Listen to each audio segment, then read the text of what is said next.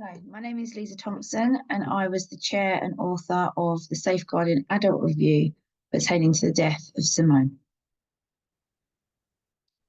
Simone was in her late 20s when she took her own life. She had experienced domestic abuse and parental alcoholism as a child, and from her late teens onwards, Simone experienced stillbirth, domestic abuse, and bereavement.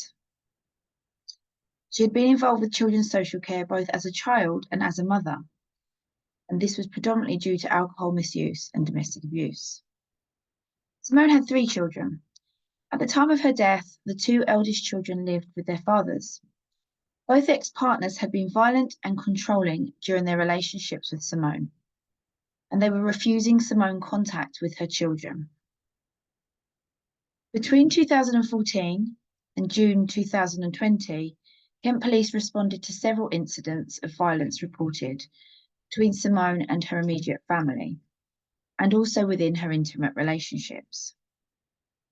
In 2014, Simone was diagnosed with postnatal depression and was feeling low and angry. From around 2016, Simone reported having suicidal thoughts.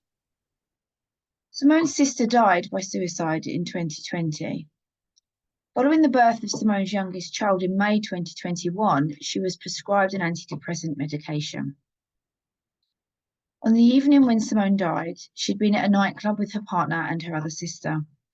She'd been struggling to come to terms with the death of her sister, the first anniversary of which was just a few days away. At the end of the evening, when she was alone, she took her own life. Full Safeguarding Adult Review is available on the Kent and Medway Safeguarding Adult Board website. There are a number of recommendations, both single agency recommendations and multi-agency recommendations coming from the SAR. However, I'm going to speak to you now very briefly about 2 of the key themes that came from the SAR. The first of these is trauma and suicide. Simone had many adverse childhood experiences, also known as ACEs, and also traumatic experiences as a young adult, which followed her into her adulthood. Practitioners must be aware of how childhood trauma can impact adulthood, and also how trauma experienced in adulthood can manifest in risk-taking behaviours and poor mental health. A few questions that you can ask yourself within your practice are: do you know what trauma-informed supervision is and how it works?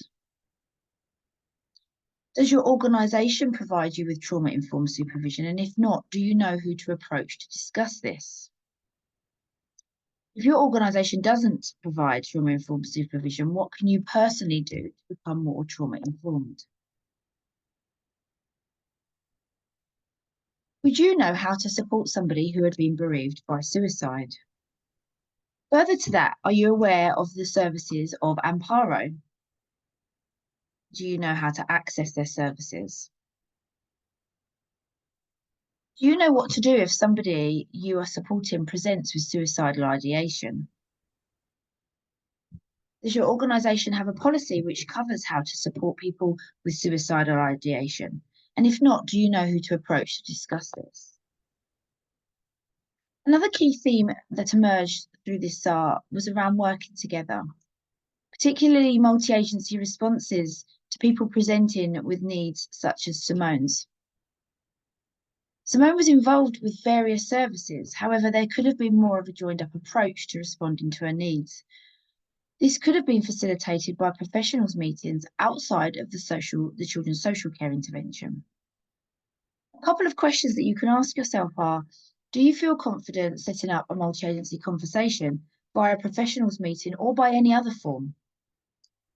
And what support or information would you need to feel ready to lead on a multi-agency response?